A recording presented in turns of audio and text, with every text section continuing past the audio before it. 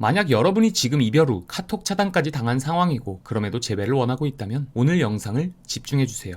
안녕하세요. 임상심리사 차승일입니다. 사실 카톡을 차단당했다는 건 재회가 굉장히 어려운 상황이라는 걸 여러분도 알고 계실 겁니다. 하지만 가능성이 아예 없는 건 아니기에 지금부터 작은 가능성을 살리는 방법에 대해 얘기해 볼게요. 단 오늘 말씀드릴 방법을 사용하기 전에 이게 마지막 기회일 확률이 높다고 생각하시고 굉장히 신중한 태도로 접근하시길 바랍니다. 먼저 여러분이 제일 궁금해하시는 가능성 측면에서 말씀드려보자면 차단의 이유에 따라 재회 난이도는 크게 달라집니다. 만약 내가 계속 매달리다가 상대가 차단한 경우라면 상대는 여러분과 어떤 식으로든 대화하는 자체가 굉장히 부담스럽고 불편할 거예요. 그래서 이 경우엔 재회 난이도가 최상입니다. 반면 상대가 아무 이유 없이 어느 순간 차단한 경우라면 그나마 긍정적인 상황입니다. 나에 대한 부정적인 감정으로 인한 차단보다는 얼마든지 다른 가능성이 존재하기 때문이죠. 예를 들면 원래 이별하면 차단하는 스타일일 수도 있고 자기 감정을 정리하기 위한 수단으로 차단을 활용했을 수도 있죠. 그렇다고 두 경우 재회 접근 방법이 크게 다르진 않은데요. 두 경우 모두 가장 먼저 해야 할 일은 거리두기입니다. 지금은 상대에게 감정적으로 뭔가를 더 전달하려고 하면 할수록 상대는 더 멀어질 수밖에 없습니다. 그래서 이 시점에는 아무것도 하지 말고 일정 시간 동안은 거리두기를 유지하는 게 최우선이에요. 연애 기간에 따른 거리두기 기간은 고정 댓글을 확인해주세요. 이 기간에 상대가 카톡 차단을 풀어준다면 가장 좋은 상황이겠지만 시간이 꽤 지났는데도 차단이 풀릴 기미가 없다면 이제는 다른 연락 수단을 고민해 볼 때입니다. 이때는 상대의 저항감을 고려해야 하는데요. 예를 들어 무작정 찾아가기 같은 방법은 상대의 저항감이 최상인 행동이며 오히려 상대의 반감만 살 확률이 매우 높기 때문에 피해야 합니다. 그러면 이 상황에서 그나마 가장 상대의 저항감이 낮은 연락수단은 문자나 DM같이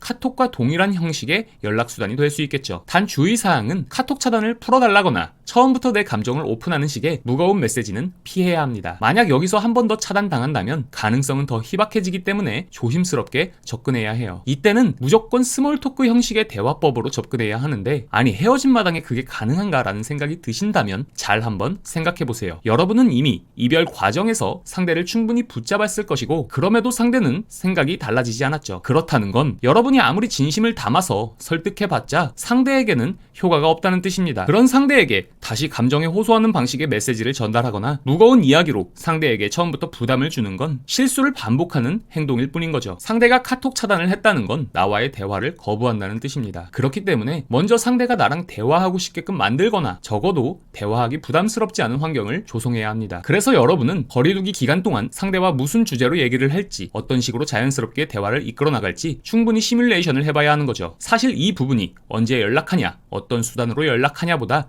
훨씬 중요한 부분입니다. 이런 과정이 어렵다면 1대1 상담을 신청해주세요. 자, 근데 만약 DM이나 문자도 차단된 상황이라면 남은 선택지는 정말 딱 하나입니다. 바로 편지예요. 편지는 요즘 시대엔 흔한 방식은 아니지만 지금 상황에서는 상대에게 부담을 최소화하면서 내 진심을 전할 수 있는 유일한 수단일 수 있습니다. 물론 편지로 재회가 바로 이루어질 거라 기대하긴 어렵습니다. 하지만 적어도 상대가 나를 다시 떠올릴 수 있게 만드는 계기가 될 수는 있어요. 이때 중요한 건 편지를 보내는 목적이 상대를 설득하거나 감정을 호소하는 게 아니라는 점이에요. 내가 어떤 변화의 시간을 보내고 있는지, 지금의 나는 어떤 생각을 하며 살아가고 있는지 그걸 담담하게 전하는데 그쳐야 합니다. 내용은 짧고 명료하게 그리고 답을 기대하지 않는다는 전제 아래 상대가 편하게 읽을 수 있는 톤으로 마무리해주세요. 실제로 제가 상담을 하며 체감한 바로는 3건 중 1건 즉 대략 30% 정도는 편지 이후 카톡 차단이 풀렸으니 이 정도 확률이면 충분히 도전해 볼 만한 가치가 있는 접근법인 셈이죠. 단 편지를 전달하는 자체보다 어떤 내용의 메시지를 전달하느냐가 중요하다는 걸 꼭 기억해 주세요. 카톡 차단은 분명 재회를 가로막는 커다란 장벽처럼 느껴질 수 있습니다. 하지만 중요한 건 이 상황을 어떻게 해석하고 어떤 전략으로 접근하느냐에 따라